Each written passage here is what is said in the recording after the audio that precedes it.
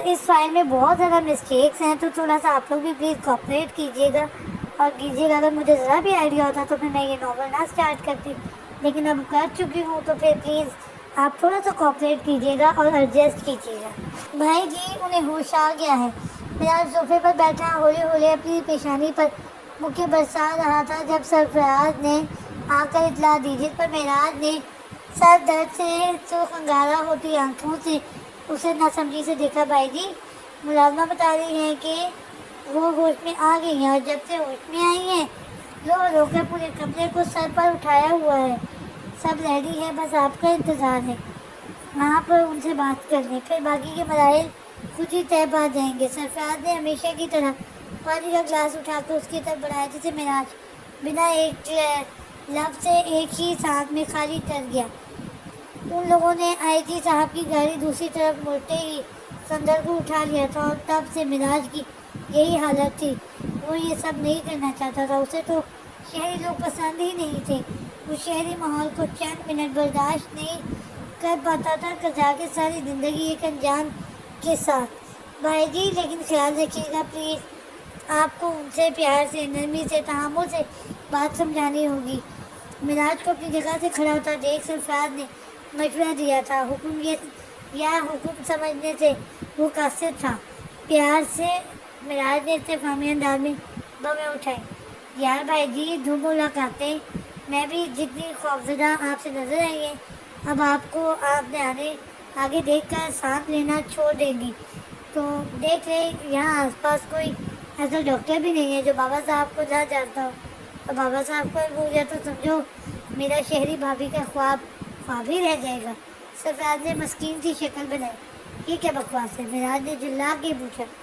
بکواس نہیں بھائی جی، میری بے لوث دعاؤں کا چھوڑ دے ہمیشہ کی طرح. بقول سرفراز کے اس کی نازک پتلی گردن معراج کے شکنجے میں تھی. بھائی جی آپ اگر جس طرح گردن یا دبوچیں گے یا لات مکے برسائیں گے تو شہری بھابھی کے آنے کی خوشی میں سب منظور ہے. سرفراز اپنی گردن آزاد کراتے ہوئے ڈٹائی سے بولا. فضول کے رشتے جوڑے تو جوتے کھاؤ گے بیٹا. معراج نے اس کی گردن آزاد کرتے ہوئے جھنجھلاتی آواز میں دھمکی دی. جوتے، چپل، ڈنڈے سب کھانے کو تیار ہوں.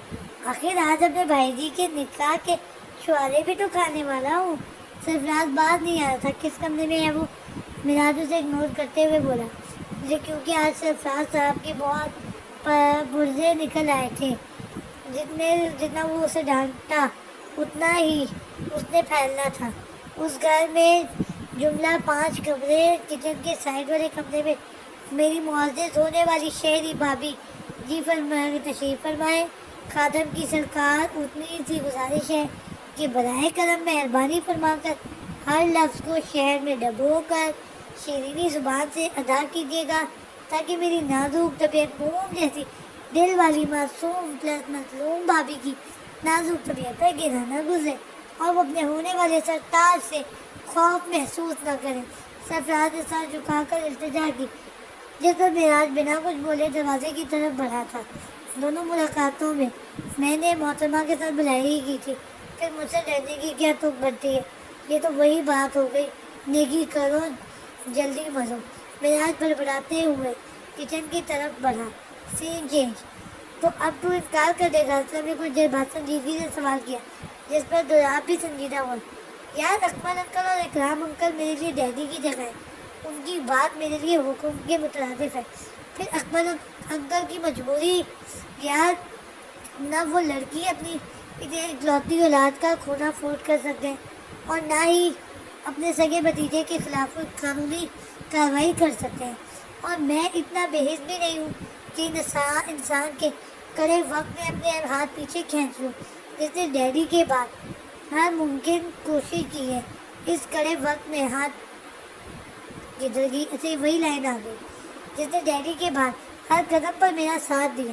دولاب غیر مرئی نقطے پر نظر جمائے لاچاری سے بولا. دولاب شادی کوئی مذاق نہیں ہوتا، نہ ہی کوئی سودا ہوتا ہے. یہ عمر بھر کی کمٹمنٹ ہے. سوچ سمجھ کر فیصلہ کرنا. اصل میں اس کے کندھے پر ہاتھ رکھا. سوچنے سمجھنے کی کنڈیشن میں لگ رہا ہوں میں تمہیں؟ یار میرے لیے یا میرے گھر کے لیے اکثر جیسی لاہوبالی لاپرواہ جو کسی چیز کو بھی سیریس نہیں لیتی لڑکی موضوع ہے ہی نہیں. لیکن میں انکار کی پوزیشن میں بھی بالکل نہیں ہوں. جبکہ اکرام انکل نے مجھے انکار کا بھی آپشن دیا ہے. ذرا بے بسی کی انتہا پر تھا. اسے اکرام صاحب نے کھل کر ساری صورتحال بتائی تھی. تو ایسا کر. ہاں تو کر دے. اسلم کچھ سوچ کے بولا. واٹ؟ گلاب اچھل کر بھی جگہ سے کھڑا ہوا. بالکل صحیح سنا تم نے. ہاں کر دے. اسلم کا اطمینان اب بھی برقرار تھا. جبکہ گلاب آنکھیں پھاڑے اس دوست نما دشمن کو دیکھ رہا تھا. دیکھ تو نے جتنا مس اکثر کا مجھے تعارف دیا ہے اس سے یہ صاف ظاہر ہوتا ہے کہ محترمہ کمال کی بے نیاز لاپرواہ اور منہ پھٹ اور اسٹریٹ فارورڈ ٹائپ بندی ہے. اور اللہ کے شکر سے کل وہ ذہن سے بھی مل چکی ہیں. تیرے بیٹے کی حیثیت سے تو سمجھا کچھ. اسلم نے خود کو نافہم نظروں سے دیکھا. گلاب کو دیکھا جس کے چہرے پر بڑا سا کوشچن مارک تھا. ارے یار کس گدھے نے تجھے میتھس کا پروفیسر بنا دیا جس کی کھوپڑی میں اتنا تو فارمولا نہیں آ رہا. اسلم نے سر پیٹا. بکواس کر یار. میری مائنڈ کا رات سے بلاک ہے. گلاب اس کے فوٹیج کھانے پر جو لایا. یار مطلب وہ محترمہ آفت کی بڑھیا خود صاف سیدھے کھلے لفظوں میں انکار کرے گی اور تم ہاں کر کے اپنی سب کی نظروں میں سرخرو ہو جاؤ گی. مطلب سانپ بھی مر گیا اور لاٹھی بھی نہیں ٹوٹی. ہاں اگر میڈم نے ایسا نہیں کیا تو میں سرخرو نہیں بلکہ میرے سر پہ بال ہی نہیں رہیں گے. اور سانپ تو مرے گا نہیں لیکن لاٹھی ضرور ٹوٹ جائے گی. گلاب نے اسے خوبصورت نظروں سے گھورا جو اسے 50-50 کی بازی لگانے کا مشورہ دے رہا تھا جس میں کچھ بھی ممکن تھا. ایسا کچھ نہیں ہوگا. جسٹ چل. اور اگر بیٹا ایسا ہوا تو تجھے یقین ہے کہ میں گنجا ہو جاؤں گا. گلاب نے دھمکی دی. ویسے ایسا ہوا تو اور اچھی بات ہے. تیری ویران خاموش بورنگ اور بے رنگ زندگی میں ایسی ہی زندگی کے رنگوں سے بھرپور شرارتی سی چولپلی سی تتلی کی ضرورت ہے جو تجھے مشین سے انسان بنائے. جو اپنی شرارتوں سے تیرے آس پاس لگے جالے دل کے دروازے کو توڑ ڈالے اور وہاں محبتوں کی خوبصورت دنیا بسائے. یہ سب اسلم صرف سوچ سکا تھا لیکن دل کی گہرائیوں سے اپنے دوست کی بہتری کے لیے دعا کو تھا. اس نے مشورہ بھی اسی لیے دریافت کو یہی سوچ کر دیا تھا. سین چینج. میراج کچھ جھجک کے ساتھ دروازہ کھول کر آہستہ سے قدم اٹھاتا اندر داخل ہوا تھا. اس کے داخل ہوتے ہی ملازمہ نے اسے سلام کرتے وہاں سے نکل گئی. پیشانی مسلتے ہوئے میراج نے اسے جان وجود کی تلاش میں نظریں دوڑائی تھیں جس کے لیے اسے زیادہ پریشان نہیں ہونا پڑا تھا. پیچھے سے آئی سسکی کی آواز پر اس نے گردن گھما کر بیک سائڈ دیکھا جہاں گٹھری بنا وجود گھٹوں میں سر دیے ہولے ہولے کانپ رہا تھا. How day you. ملینا بیگم کو مٹھیاں بیچتے ہوئے پھنکاری. ان کا بس نہیں چل رہا تھا کہ میراج کا منہ نوچ لے. نا چاچی صاحب انگریزی نہیں. میراج جلدی کی ایکٹنگ کرتا پیچھے ہٹا تھا. آپ تو جانتی ہیں جاہل گوار ہوں. انگریزی میرے پلے نہیں پڑتی. میں تو انگریزی میں اپنے نام کے پہلے حرف سے بھی نابلد ہوں. جا کہ آپ کا پورا ایک انگریزی جملہ سمجھنا.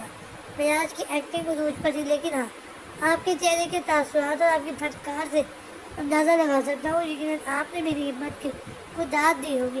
تو آپ کو بتایا ہے نا مجھے جاگیر کے ساتھ ساتھ جگر بھی وراثت میں ملی ہے. میراج اطمینان سے بولا جبکہ ہونٹوں پر اکثر مسکراہٹ ملینا بیگم کو پتنگیں لگا گئی تھی. شرم نہیں آئی تمہیں؟ ملینا بیگم غصے سے حلق کے بل کے لائی. شرم؟ ہاں لیکن کیوں بھائی؟ میں نے کوئی غیر اخلاقی حرکت تھوڑی نہ کی ہے. جاہل ضرور ہوں لیکن جہالت کا مظاہرہ بالکل بھی نہیں کیا. باقاعدہ 4 گواہان کی موجودگی میں نکاح کیا ہے اور الحمدللہ آپ تمام بزرگوں کی دعاؤں کے سائے میں بڑی شان سے رخصت کر کے لے کے جا رہا ہوں. تو پھر کیسا لگا آپ کو اپنے اجڑ جاہل ان پڑھ گوار وہ کیا لفظ تھا انگریزی والا؟ میرا چند ثانیے میں گریہ چپ ہوا. ہاں یاد آیا. علم دماغ کا जवाब मेरी प्यारी सी चाची साहब को या फिर सासू को कहूँ। मिराज ने मुस्कुराते हुए आईब्रो उठाए। 4 दिन नहीं टकने दूंगी मैं अपनी भांजी को इस दकियानूसी गांव और खंडर हवेली में, इसलिए ज्यादा जीत का चेहरा से जाकर हवाओं में मत उड़ो, मुंह के बल गिरोगे। मदीना बेगम जहर खून बोली। 4 दिन क्या, मेरी तरफ से आप 4 हफ्ते ले लें। आखिर तो वक्त तलब तवज्जो तलब काम है। मंसूबा बंदी अमल वारी और फिर नाकामी, इन सब से वक्त लगेगा। मेरे ख्याल में 4 हफ्ते भी आपको कम पड़ेंगे, क्योंकि अभी आपको पहले से ही सदमे से निकलने में कम से कम 1 हफ्ता तो लगेगा ही। मिराज ने उसी इत्मीनान का मुजाहरा करते हुए मरीना को सरतापा सुलगाया था।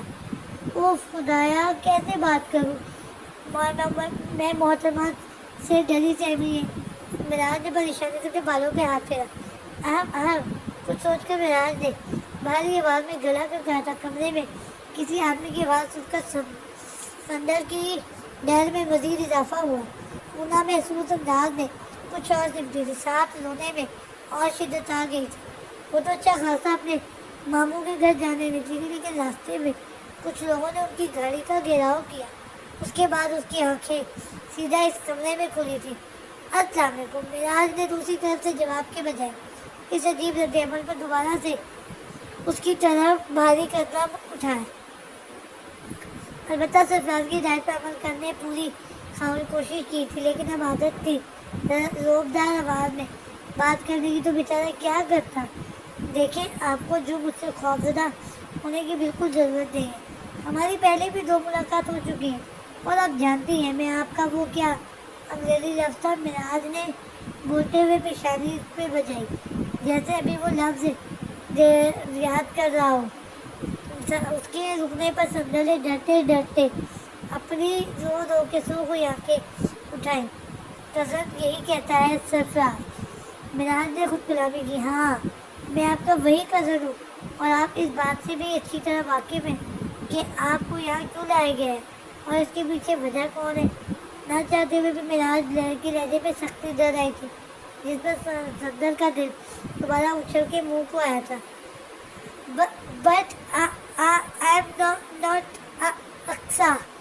संदर ने बमुश्किल हलक तक करते हुए उसके गलत फहमी को दूर करना चाहता कि जाने बगैर के मुकाबिल अंग्रेज़ी के एसी बेबी से भी नाबल्द है। इसमें भी उस बेचारी की कोई गलती नहीं थी। उसने अपनी ज़िंदगी के 17 साल न्यूयॉर्क में गुजारे थे। इस हिसाब से उसकी मादरी ज़ुबान उर्दू के बजाय अंग्रेज़ी ही रही थी। इसलिए जब भी वो परेशान या खौफजदा होती तो अव्वल तो अलग से आवाज़ ही ना निकलती, और अगर निकल ही आती तो बमुश्किल टूटे फूटे लफ्ज़ अदा करते हुए अंग्रेज़ी ही होते। जी मैं जानता हूँ आपको, और अब कितने मुजाहिदामों का मुजाहिदा करूँ मैं मोहतरमा से, या फिर लेट कर उनकी तरह किस्तों में जुमला मुकम्मल करूँ। अजीब सा दर्द है, पहली मुलाकात में अंग्रेज़ी लेकर बैठ गई है। फिर आज उसकी थपथपाती आवाज़ में अदा किए इंग्लिश लफ्ज़ों पर खुद ब खुद चिल्लाया था। देखिए मोहतरमा, आपके माँ बाप को मैंने 1 हफ्ते का वक्त दिया था, और अब वो दिन ज़्यादा हो गए हैं, लेकिन आपकी माँ साहब ने कोई पेशरफ नहीं की। तो ज़ाहिर सी बात है, अब जो करना है मैंने करना है। इसलिए मिराज ने रुक कर उसकी सावत बरसाती आंखों में देखा। मैं आपके साथ कोई ज़बरदस्ती नहीं, धमकी भी नहीं दे रहा। आप अपने फैसले में आज़ाद हैं। आप जितना वक्त चाहे ले सकते हैं, 1 मिनट, 1 घंटा, 1 दिन, 1 हफ्ता, आपकी मर्ज़ी। लेकिन आपको यही करना होगा, क्योंकि हमारे बीच कोई मजबूत रिश्ता नहीं, और जो है वो कोई पायदार रिश्ता नहीं, और ना ही कोई बेगैरत मर्द हो जो बिना किसी रिश्ते के आपके साथ एक घर में रहूं। मजबूरी ना होती तो मैं यहाँ खड़ा आपसे बात भी ना कर रहा होता। खैर, आपको तब तक इस घर में अकेले रहना होगा। सुबह शाम मुलाजमा आपकी मदद के लिए आ जाया करेगी। घर जंगल के करीब है, एहतियात लाजमी है। खुदा हाफिज़, अल्लाह की अमान। मिराज अपनी बात मुकम्मल करके दरवाजे की तरफ बढ़ा था जब संदर हरासा थी बड़बड़ा के गिरते हुए अपनी जगह से खड़ी हुई थी। मैं अकेली। संदर की तो जान आधी हो गई थी। जी आप अकेली, क्योंकि وجوہات تو میں آپ کو بتا چکا ہوں، اور اگر آپ ایسا نہیں چاہتی تو 1 گھنٹے کا وقت ہے آپ کے پاس، سوچ کر جواب دے دیں۔ میں غازی کو بلا رہا ہوں، پھر نکاح کے بعد آپ کو آپ کے گھر لے جاؤں گا، اور اگر نہیں تو میں کچھ دیر میں اپنے آدمیوں کے ساتھ اپنے گھر کے لیے روانہ ہو رہا ہوں۔ مراج نے مشکل سے اپنی مسکراہٹ ضبط کرتے ہوئے بنا پلٹے جواب دیا تھا۔ اسے پہلی ملاقات سے سندر کے درد کا اندازہ تھا، اس لیے اسے جان کر یہ طریقہ نکالا تھا، کیونکہ اسے جو کرنا تھا آج رات ہی کرنا تھا۔ کل کسی صورت بات بابا صاحب تک پہنچ گئی تو بہت جانی ہی تھی۔ مجھے اکیلے نہیں رہنا، اور میں بنا کسی مضبوط رشتے کو آپ کو ساتھ نہیں رکھ سکتا اور نہ ساتھ لے جا سکتا ہوں، میری بھی شرعی مجبوری ہے۔ مراج بے چارگی سے بولا۔ ٹھیک ہے۔ سندر نے دل پر پتھر رکھتے ہوئے حامی بھری تھی، اور مراج بنا کچھ کہے اسباب میں سر ہلاتا وہاں سے نکل گیا تھا۔ سین کے اقصا ابھی بھی وقت ہے، تم ایک بار صرف نہ کر کے دیکھو، میں 5 منٹ میں ڈرائنگ روم میں خالی کرواتی ہوں، ساتھ تمہارے ڈیڈی کا دماغ بھی ٹھیک کرتی ہوں۔ میری بیٹی کوئی گری پڑی ہے جو ایک بچے کے باپ کو اس کے گلے باندھ دیا جائے؟ مدینہ بیگم نے 3 گھنٹے میں تقریباً 300 سے زیادہ مرتبہ یہ لائن دہرائی تھی۔ تم میری بیٹی ہو، کوئی سو کال مڈل کلاس لڑکی نہیں جو فرما برداری کے نام پر اپنی پوری زندگی کسی بھی ایرے گرے کے ساتھ گزارو۔ مدینہ بیگم نے تنفر سے کہا۔ اکثر ایک نظر اپنی الٹرا ماڈرن ماں کو ڈال کر دوبارہ اپنے بالوں میں برش چلانے لگی۔ اکثر I am talking to you something. Madina Begum اس کے اگنور کرنے پر جلا۔ محمد اگر مجھے انکار ہی کرنا ہوتا تو میں اقرار ہی کیوں کرتی؟ اکثر بالوں میں کلچر لگاتے ہوئے پلٹی، جہاں سامنے بیٹھو مدینہ بیگم چہرے پر دنیا جہاں کی بزرگی اور سر موری کے تاثرات لیے بیٹھی تھی۔ وہاں پہ ایسا کون سا میں ابھی جا رہی ہوں جو آپ اتنا وویلا مچا رہے ہیں؟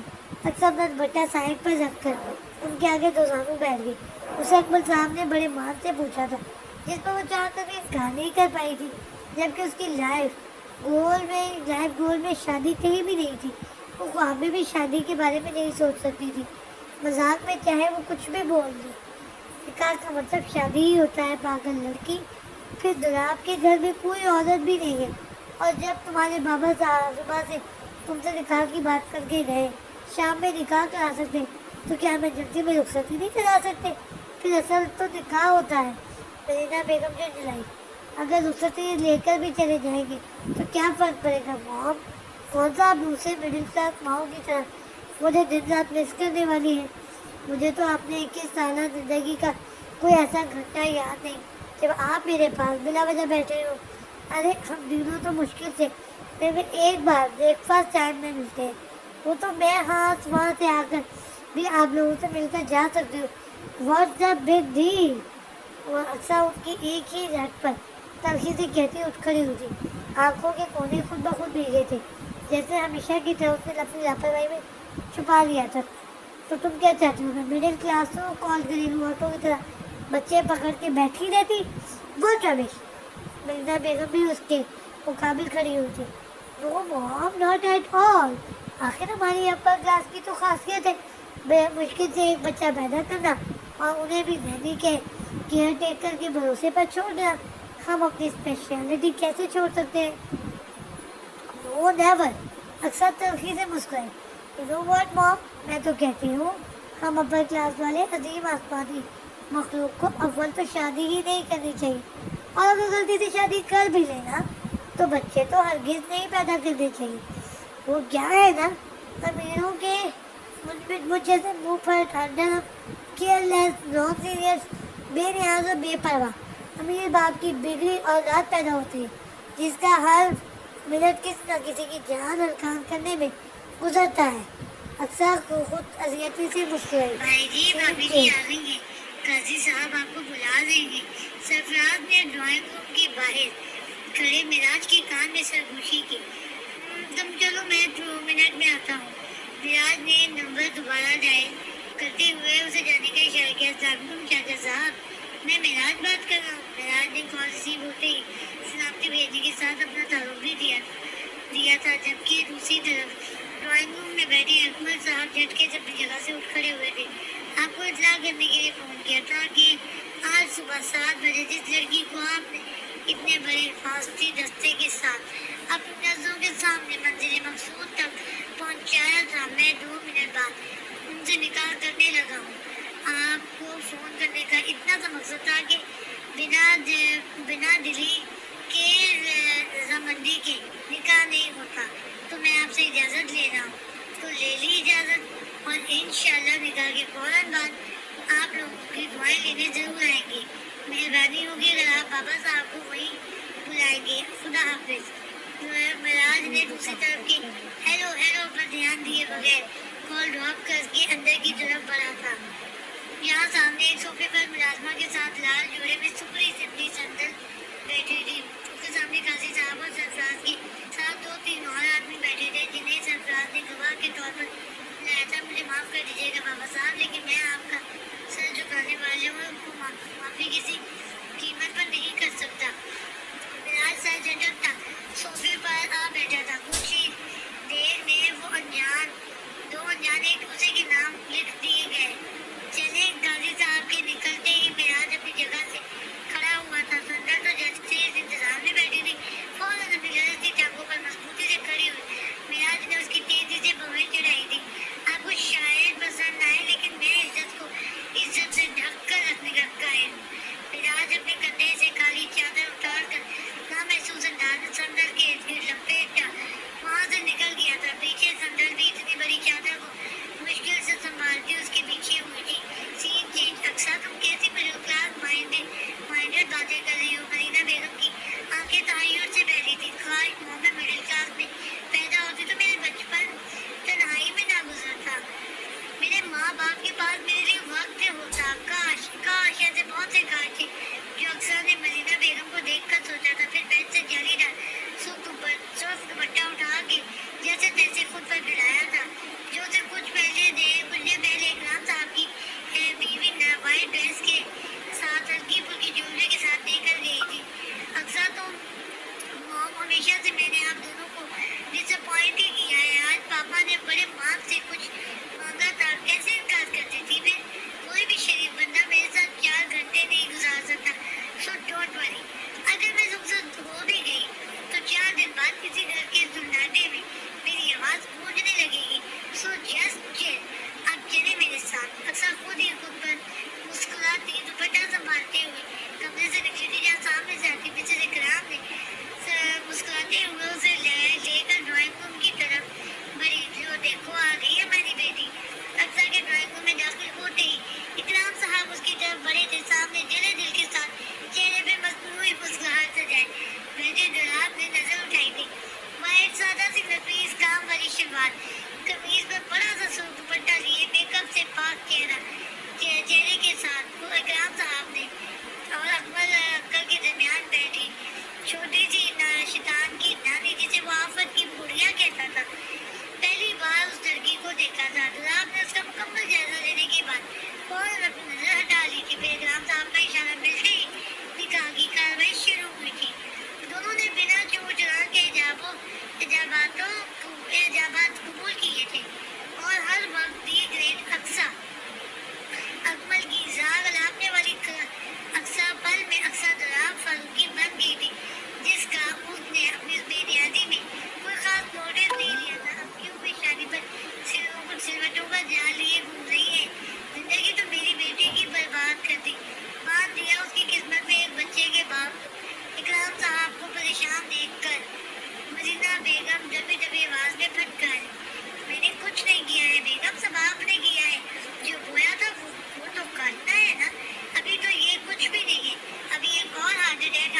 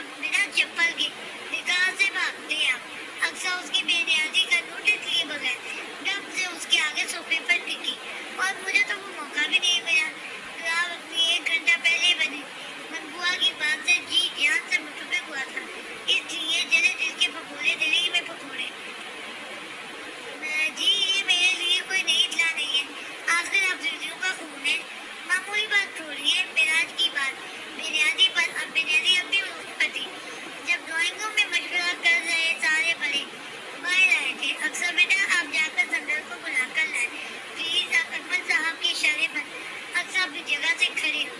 मिस्टर जागीरदार, अक्सर अकबर हिसाब हो या बात कभी अधूरा नहीं छोड़ते। So just wait. अक्सर मिराज की तरफ देखने सीढ़ियों की तरफ बढ़ गई। सबसे पहले तो मिराज आपसे हमें इस बचकाना बेवकूफाना और गैर इखलाकी हरकत की तो तय उम्मीद नहीं थी, लेकिन अब तो हकीकत यही है। बाबा साहब ने एक कड़ी नजर अपने बेटे पर डाली, जिसकी गर्दन अकड़ी हुई थी लेकिन नजरें झुकी हुई थी। ये उनके राज दुलारे का एहतराम करने का अंदाज था।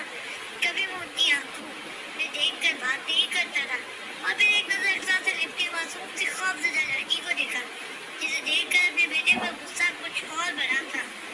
माजूद के साथ बाबा साहब मैं खुद पर बर्दाश्त की कड़ी पहले पर लगाकर अपनी जात का बुरा भला कहना बर्दाश्त नहीं कर सकता। बर्दाश्त कर सकता हूँ लेकिन मुझसे जुड़े हस्तियों के मुताबिक एक लफ्ज़ बर्दाश्त नहीं करता। मेरे इख्तियार से बाहर की बात है। और चाची साहब ने तो मरहूम दादा साहब और मरहूमा खाला साहब, मेरे बाबा साहब, यहाँ तक कि मेरे गाँव की बेबाओं की सुनाई थी, जिसके बाद मेरा सिकंदर किसी भी हद तक जा सकता था। लेकिन मैंने फिर हदूद की पासदारी की। मिराज बेलचक अंदाज में बोला, लेकिन लहजा नरम था। जानते हैं हमने आपका मान तोड़ा है, लेकिन बाखुदा हमने इनके साथ कोई जोर जबरदस्ती नहीं की। ये जितनी देर हमारे पास थी, इनके एक लम्हे का हिसाब है हमारे पास। मिराज ने बिना सर उठाए अपनी सफाई पेश की। गुलाब और इकराम साहब ने हैरत से उस शाही आन बान वाले बंदे की झुकी निगाहें देखी थी। मतलब इस जमाने में कौन सी औलाद ऐसा करती है? ये सफाइयाँ ना तुम कहीं और जाकर दो। तुमने मेरी बहन की आखिरी निशानी की नाइंसाफी की है, इसकी जिंदगी बर्बाद की है। अरे क्या मुँह दिखाऊंगी मैं खानदान वालों को? कयामत के दिन अपनी बहन को क्या जवाब दूंगी मैं? अकमल, अगर बात आप लोगों ने ही करनी थी तो भला मुझे बुलाने की जहमत क्यों की? बाबा साहब मरीना बेगम की तेज आवाज पर तामुल से बोले। मरीना, आप पहले ही बहुत जरूरत से ज्यादा बोल चुके हैं, लेकिन ये सब आपकी जुबान ही की बेहोने मिन्नत है। मेहरबानी होगी जरा आप हमें कुछ बोलने का मौका देंगी। अकबर साहब ने एक लफ्ज पर जोर देते हुए उन्हें चुप रहने का इशारा किया, जिस पर वो तिलमिला के रह गई। खैर, जो हो चुका है उसे कोई नहीं बदल सकता। शायद तकदीर को इन चारों बच्चों को इसी तरह से मिलाना था, लेकिन ये नए दौर के बच्चे ये तकदीर को कम ही मानते हैं।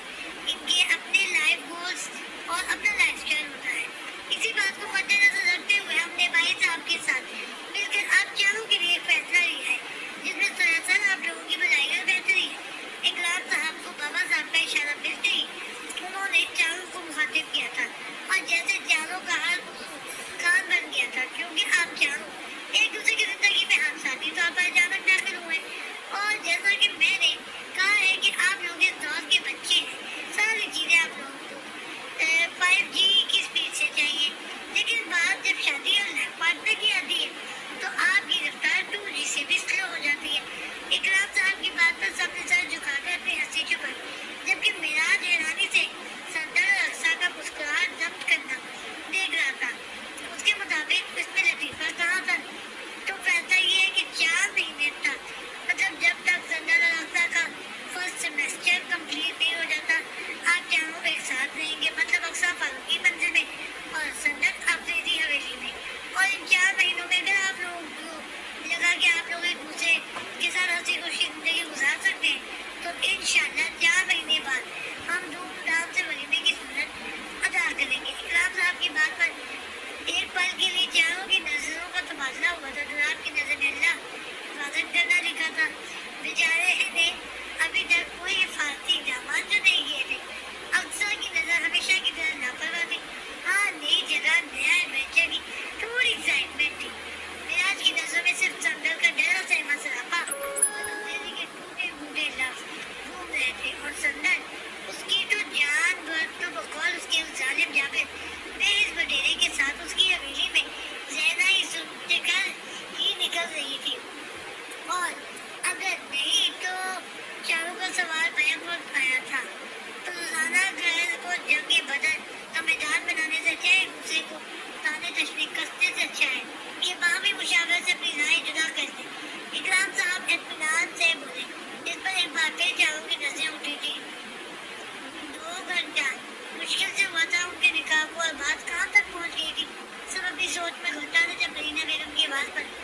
طرف متوجہ ہو. بھائی صاحب یہ کیسا انصاف ہو؟ میں نہیں مانتی اس انصاف کو. میری دونوں معصوم بچیوں کی قسمت اجڑ گئی. اس کی ذمہ دار کی معراج ہے اور بجائے اسے کچھ کہنے کے آپ میری بیٹیوں کی رخصتی کرا دیں. ملنا چوبلا ہو. پہلے تم نے جتنا کہا ہے یہ اسی کا صلہ مل رہا ہے ہمیں. مزید کوئی بدمزگی نہیں چاہتا میں. اقصیٰ بیٹا ملازمہ کی مدد سے مہمان کی دیکھ بھال کرے. میں آتا ہوں. ہاں تو جوانوں 2 دن بعد آپ لوگ ٹیمپریری رخصتی لے کے جا سکتے ہیں.